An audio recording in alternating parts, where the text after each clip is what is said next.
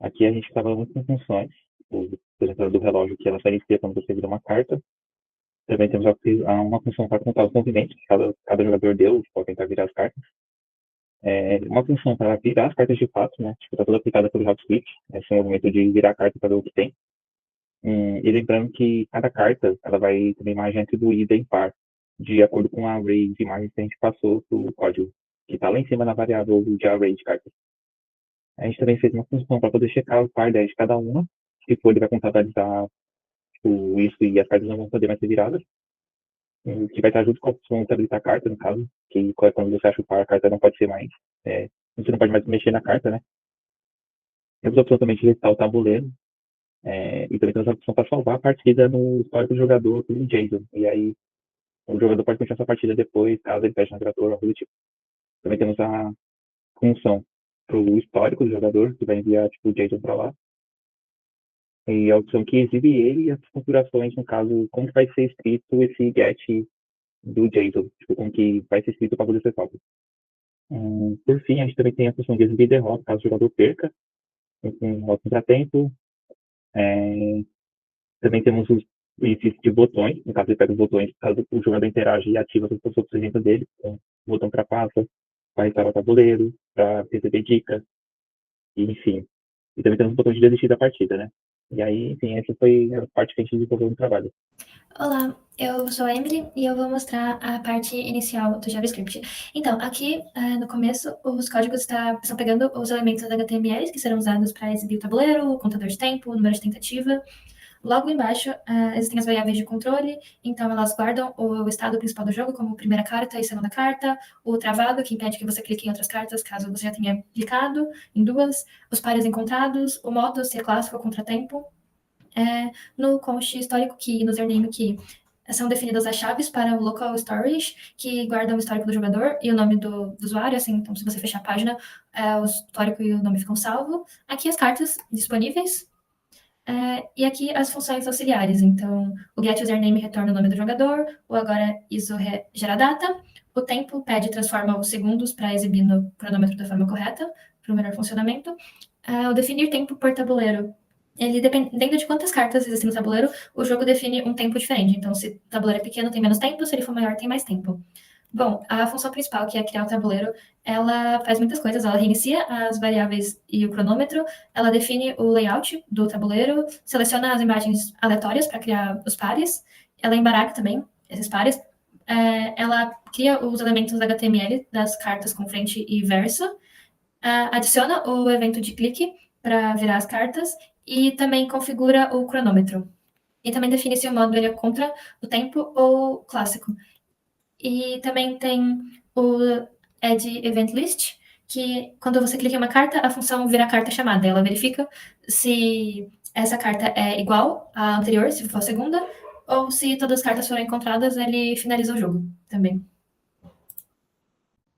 Olá, eu sou o Luiz Fabrício e eu vou estar mostrando um pouco das atualizações que foram feitas aqui na parte de hub de partida e também na página de game. Foram atualizações necessárias por causa da implementação de JS. Aqui na parte do hub é onde o jogador vai poder escolher o tipo de jogo dele, que vai estar sendo o modo clássico ou o modo de contratempo, né? Aqui, nesta parte. Que o modo de contratempo vai estar adicionando um tempo limite, né? E também vai dar para escolher o tamanho do tabuleiro, se vai ser 2x2 ou até 8x8. Quando o jogador estiver clicando em iniciar, o JavaScript vai salvar essas alterações. Não está sendo mostrado aqui. Mas JavaScript vai salvar essas configurações no local storage e vai redirecionar para a página do jogo. E é praticamente isso na página de hub. Depois, na página de game, praticamente alguns ajustes na estrutura foram como na barra lateral, onde está o cronômetro, contador de tentativas e os botões de dicas de trapaça também. Aqui tudo. Essas opções vão estar permitindo mostrar cartas temporariamente ou até revelar todas as cartas também, né? Que praticamente só usou para testar a lógica. O JavaScript vai estar montando o tabuleiro de forma dinâmica, de acordo com o tamanho escolhido também, embaralhando as cartas e vai controlar toda a lógica. Quando o jogador vencer ou perder, também essa parte aqui, ele vai estar. O jogo vai mostrar um modal e vai salvar os resultados no histórico, que vai estar aparecendo do lado, né? E é isso. Bom, boa tarde, pessoal. Hoje eu vou falar então sobre a descentralização aqui da lógica do nosso jogo, né? E da implementação do modo conta-tempo. Nessa apresentação, então, eu vou explicar um pouquinho de como que está funcionando esses dois arquivos. Primeiramente, falando aqui sobre os dois arquivos onde está funcionando a lógica do jogo, nós temos m.js, fazendo toda a lógica de navegação do jogo. Então, nesse arquivo, o jogador seleciona ali, a gente tem a criação dos tabuleiros, né? E a seleção dos modos. Então, o jogador escolhe ali qual tabuleiro ele quer jogar, a partir do clique que a gente captura com o Advent Listener. E também seleciona o modo que ele quer jogar. E aí o jogo é exibido para ele na página game.html, né? Tem esse direcionamento aí. E aí a partida começa.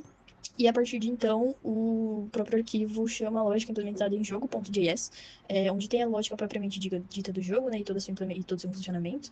E aí a gente criou o jogo.js a partir de eventos também. Então, em jogo.js a gente também tem os Advent Listeners para capturar os cliques dos jogadores. E aí, a partir quando ele seleciona, né, para jogar o modo conta-tempo, a gente criou um timer que é decrementado a partir da primeira jogada do jogador. Então, a partir do momento que o tabuleiro é selecionado, né, e além disso também, a partir de cada seleção de tabuleiro é definido um tempo específico onde o jogador onde o jogador, né, vai jogar de acordo com o tamanho do tabuleiro, para que seja justo também o tempo com ele. E aí, a partir do momento que o jogo é iniciado, lá embaixo a gente seleciona, né? A partir do momento que a primeira carta é virada, o tempo começa a ser decrementado, né? No modo normal, esse timer ele se inicia e ele conta o tempo que o jogador demora para realizar as jogadas e achar todos os pares. E no modo contratempo, esse mesmo timer é decrementado, né? Então a gente seleciona para diminuição do tempo ao invés da incrementação. E queria falar um pouquinho também sobre o modo trapaça, em que a gente criou a lógica colocando fazendo com que quando o jogador acionasse, né, as cartas fossem todas viradas por 2 segundos, e aí ele pode ver todas as cartas por ali por 2 segundos, e depois elas são viradas novamente. Então a gente fez um flipped ali com as cartas, e aí elas são viradas ali exibindo o jogador tudo que... Basicamente o que eu fiz foi pegar a lógica que já existia, né, e estruturar ela corretamente.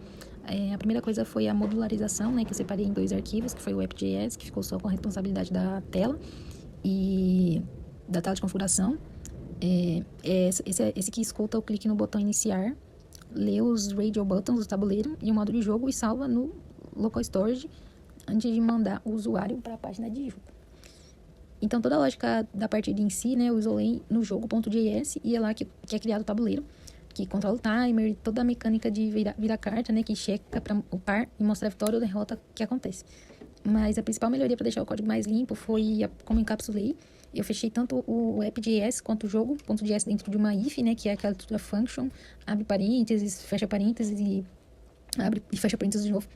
Que isso foi essencial, né, porque agora o escopo de cada arquivo fica isolado e as variáveis do app.js não vazam para o global, né, então todas as variáveis do estado do jogo ficam lá no jogo.js, né, com a primeira carta, a segunda carta travado, e elas ficam protegidas lá dentro sem risco de acabar poluindo, né, a parte global, né, ou ter alguma interferência. Então, meu trabalho foi esse, que foi separar essas responsabilidades, né, e limpar, né, tudo, e isolando cada... Olá, eu sou o Rian, meu RE é 257836.